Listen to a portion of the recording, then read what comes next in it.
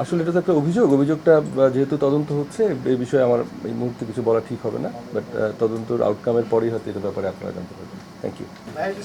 আপনারা ইতিমধ্যে জেনেছেন যে তিনটা স্পেসিফিক অভিযোগের ভিত্তিতে ওনারা এসেছেন এবং ওনারা বলেছেন যে ওনাদের কোন কোন বিষয়ে এসেছেন।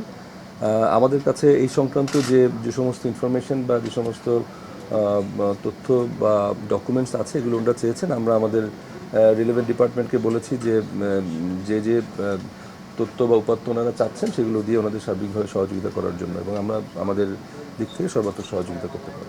আসলে এটা তো একটা অভিযোগটা যেহেতু তদন্ত হচ্ছে এই বিষয়ে আমার এই মুহূর্তে কিছু বলা ঠিক হবে না, বাট তদন্তর আউটকামের পরেই হয়তো এটার ব্যাপারে আপনারা জানতে পারবেন। Thank you.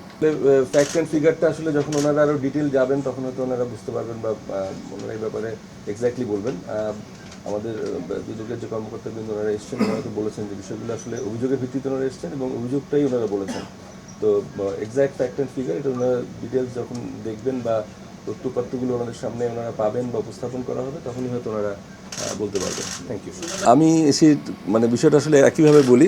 আমরা তো আপনারা জানেন যে বাংলাদেশ ক্রিকেট বোর্ড যে একটা বোর্ড অফ ডিরেক্টরস থাকে, তাদের ডিরেকশন অনুযায়ী আমরা যে ম্যানেজমেন্ট টিম আমরা কাজ করি, অ্যাজ এ ম্যানেজমেন্ট টিম আমরা বোর্ডের ডিরেক্টিভ অনুযায়ী যে সমস্ত কার্যক্রম এগুলো পরিচালনা করি বা অপারেশনাল ফোর্স হিসেবে আমরা কাজ করি।